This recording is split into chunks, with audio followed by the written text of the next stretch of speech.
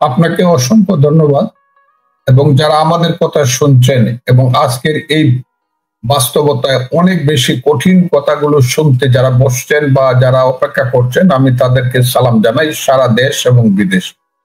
আসসালামু আলাইকুম। দেখেন, রাজনৈতিক যে প্রতিক্রিয়া যেটা হচ্ছে সেটা আমরা সবাই জানি কি প্রতিক্রিয়া হচ্ছে, কিন্তু আমি ব্যক্তিগতভাবে রাজনৈতিক প্রতিক্রিয়া দিতে চাই না। এটা আমার দল দিছে বা দিবে, সেটা তাদের মতো করে তারা দিছে। আমি দলের বাইরে কোনো কথা বলবো না, দলের বাইরেও না। আমি দলের কথার সাথে আমি ডিফার করব। কিন্তু আমার কথা হলো যে যেখানে বিচারটা হল সেটা হলো একটা ট্রাইব্যুনাল।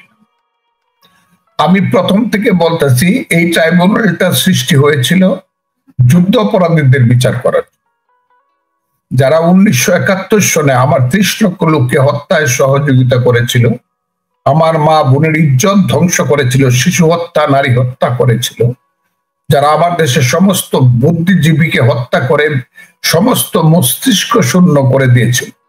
ওইটা এর চেয়ে জঘন্যতম ব্যাপার পৃথিবীতে কোনোদিন রাজনৈতিক কারণে ঘটছে এইরকম খুব বেশি ইতিহাস পাওয়া যায় নাই, যেটা জামাত ইসলাম বা আল বদর রাজাকার আল শামসরা ঘটাইছে।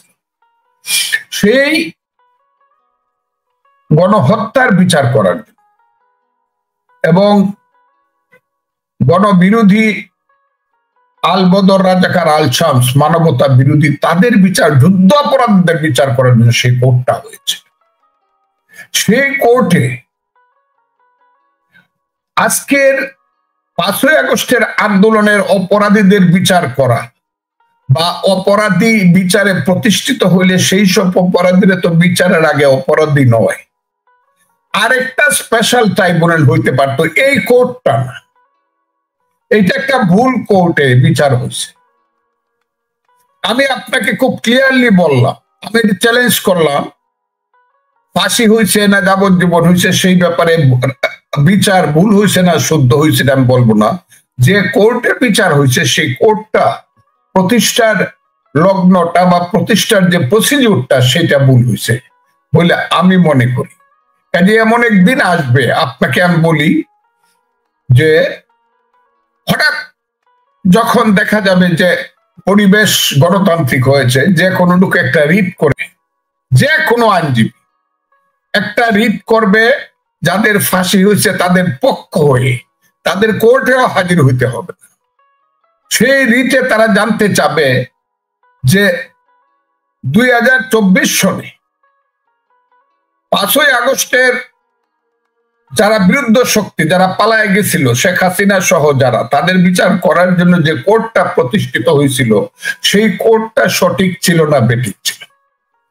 এই রিটটা হবে এই দেশে, এবং তখন যদি হাইকোর্ট, রিট বেঞ্চ এবং এপিলেট ডিভিশন একমত হয় ইয়েস ওই কোর্টটা সঠিকভাবে প্রতিষ্ঠিত হয় নাই বা গঠন করা হয় নাই, তাহলে যে কোর্টটাই সঠিক হয় নাই, সঠিকভাবে গঠন করা হয় নাই, সেই কোর্টের দ্বারা বিচারকৃত একটা রায় সেটা কি প্রযোজ্য হবে কিনা বা সেটা কি লিগেল হবে কিনা, এই প্রশ্নটা কিন্তু আইসা যাবে। 1, 2 হলো এটা হলো এমন একটা ঘটনা হয়েছে যিনি মানে বাপের পিসি, তিনি আবার মায়ের মাসি, যিনি যুদ্ধ অপরাধী ট্রাইব্যুনালে গোলাম আজমদের মতো যুদ্ধ অপরাধীদের পক্ষে যিনি প্রসিকিউটর ছিলেন, ডিফেন্সে ছিলেন, জনাব তাজুল ইসলাম। আমি ব্যক্তিগতভাবে তাকে দুষছি না, তার কর্মকাণ্ডকে আমি বলছি। উনি ছিলেন ডিফেন্সের লয়ার, এখন আবার একই যুদ্ধ অপরাধী ট্রাইব্যুনালে উনি আবার প্রসিকিউশনের লয়ার উইথ অল দা শিবির কর্মী। এটা মনে হয় শিবিরের একটা আড্ডাখানা। আমি সবার নাম বলতে পারবো, এরা ছাত্র জীবনে সবাই শিবির করত এবং তাদের পূর্বপুরুষের ইতিহাসটা বলতে পারবো। এদের বেশিরভাগ পূর্বপুরুষ মুক্তিযুদ্ধের ভূমিকা ভালো ছিল না, এরা মিলে টিলে একটা বিচার করছে, একটা প্রসিকিউশন করছে। এই প্রশ্নটা কিন্তু আসবে যে জনাব তাজুল ইসলাম যে মেইন প্রসিকিউটর, সেই প্রসিকিউটরের যে ভূমিকাটা ছিল এটা সঠিক ছিল কিনা। সেই দিন রিট কিন্তু বলে দিতে পারে যে না, জনাব তাজুল ইসলাম যে ভূমিকাটা পালন করছে সেটা সঠিক ছিল। তাইলে বিচারালয়টা সঠিক ছিল না, বিচারালয়ের প্রসিকিউটর সঠিক ছিল না, সেই বিচারের রায় কি হবে সেটা আমি আজকে নাইবা বললাম। কার ফাঁসি হইল, কার যাবজ্জীবন হইল, এই জিনিসটা কিন্তু আসবে যখন এই দেশে প্রকৃত গণতন্ত্র আসবে। কাজেই এটা নিয়ে আমি আর বেশি বাড়াবাড়ি, এটা নিয়ে কেউ মাথাও গামাবে না, কারণ এটা প্রত্যেকেই বুঝে এটা কোন ধরনের বিচারালয়, কোন ধরনের বিচার, কোন ধরনের প্রসিকিউশন, এটা সবাই বুঝে। এটা হলো ব্যাপারটা। কারণ আমরা আগে দেখছি যাদের ফাঁসি হয়েছিল হাসিনার আমলে, হাসিনা চলে যাওয়ার পরে তারা কিভাবে ফুলের মালা গলায় দিয়ে জেলখানা থেকে বাইরে হয়েছে, ফাঁসির রায়কে এব্রুট করে বাতিল করে, সেটা তো আমরা দেখছি। নাকি আপনি দেখেন নাই? জনাব বাবর সাহেবের ফাঁসি ছিল, জনাব সালাম সাহেবের কত লোকের ফাঁসি ছিল, তারা বাইরে এসে পড়তে। আর শেখ হাসিনা তো হাতের কাছে নাই। স্বরাষ্ট্রমন্ত্রী যিনি ছিলেন তার নাম কি না, কি নামটা ওটার, আসাদুজ্জামান কামাল, তা তো হাতের কাছে নাই। আর একজন যে রাজসাক্ষী হয়েছে তারাই তো জেল দিছে, এটা চক্ষু লজ্জার খাতিরে 5 বছর খালাস দিলেই পারত। কাজে এইটা কোনো এইগুলা বিচারের নামে প্রহসন বলে আমার মনে। এই বিচার রিট যেদিন হবে সেই দিন আমি বুঝতে পারবো সঠিক ছিল না বেঠিক ছিল।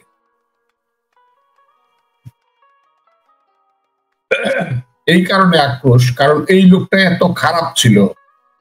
আমি সবসময় বলি যে শেখ মুজিবুর রহমান এই বাংলার সবচেয়ে খারাপ মানুষ।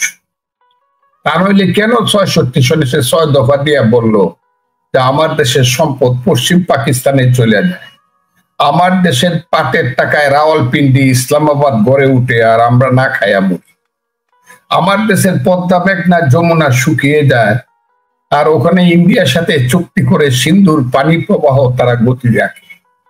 এই লোকটা কেন বলল যে ৬ দফা দিলাম, আমার সম্পদ আমার, তোমার সম্পদ তো।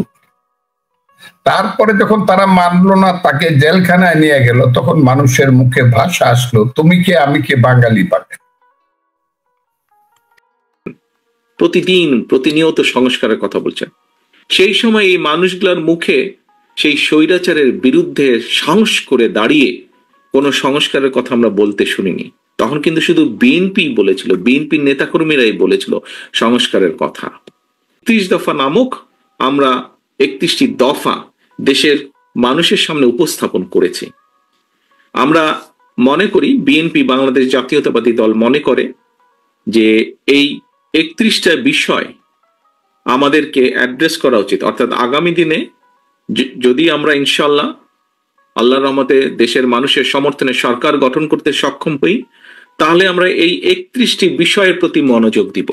এবং আমরা বিশ্বাস করি এই ৩১টি বিষয় যদি আমরা কাজ শুরু করতে পারি, তাহলে দেশের মানুষের অবস্থা এবং দেশের অবস্থা কিছুটা হলেও আমরা ভালো করতে পারবো, বেটার করতে পারবো। এখন এই ৩১ দফার ভেতরে কি আছে আপনারা মোটামুটি জেনেছেন। এখন এই ৩১ দফা আমরা কেন দিলাম? দেখুন, বিএনপি একটি রাজনৈতিক দল। এই দলটি রাজনীতি করে বাংলাদেশের জন্য। এই দলটির রাজনীতির লক্ষ্য উদ্দেশ্য হচ্ছে বাংলাদেশের মানুষের